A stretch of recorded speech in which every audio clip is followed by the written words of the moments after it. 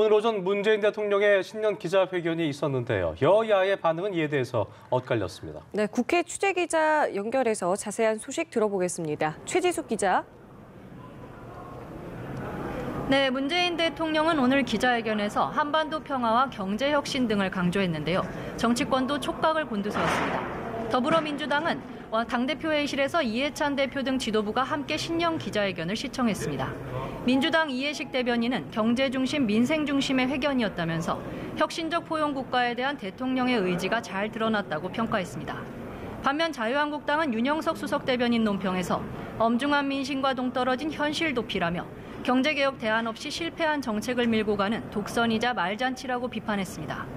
바른미래당 김삼아 수석 대변인은 국민은 반성을 원했지만 대통령은 셀프 용비어천가를 불렀다면서 청와대 권력 접해의 내로남불의 모습을 드러냈다고 꼬집었습니다. 민주평화당 박주현 수석 대변인은 서민층에 대한 관심은 긍정적이나 양극화 해소 전략은 보이지 않았다고 평가했고, 정의당 최석 대변인은 경제 초점을 노동자보다 기업에 두고 있다며 소득주도 성장의 자리매김을 강조했습니다.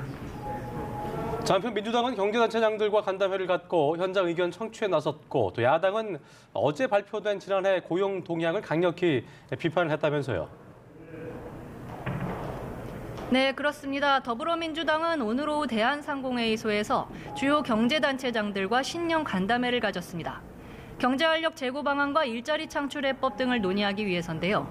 전국 경제인연합회와 대한상공회의소, 한국무역협회, 그리고 중소기업중앙회 등 4개 단체장들이 참석해 건의사항을 전합니다.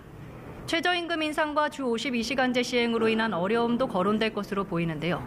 홍영표 원내대표는 앞서 오전 회의에서 일자리 감소 문제를 해결해야 한다면서 노동 유연성과 안정성을 어떻게 사회적 대화로 풀어낼지가 중요하다고 말했습니다.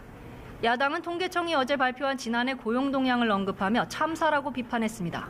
한국당 김병준 비대위원장은 참사도 이런 대형 참사가 없다며 잘못된 경제정책 때문임이 명확해져도 바로잡으려 하지 않는 정권의 오만과 무지의 결과라고 비난했습니다. 바른미래당 김관영 원내대표는 고용 쇼크가 벌어지고 있는데 생산인구 감소 때문이라고 변명하는 대통령의 인식이 심각하다면서 지금이라도 실패한 경제정책은 폐기해야 한다고 강조했습니다. 네, 자유한국당은 오늘 의원총회에서 지도체제 개편을 논의하기도 했다는데 그 내용도 전해주시죠. 네, 그렇습니다. 한국당은 조금 전 2시부터 의원총회를 열어 지도체제 개편 방향에 대한 논의에 들어갔습니다. 당내에서는 당대표와 최고위원을 따로 뽑는 현행 단일지도체제와 당대표와 최고위원을 통합해 득표순으로 선출하는 집단지도체제가 맞서고 있습니다.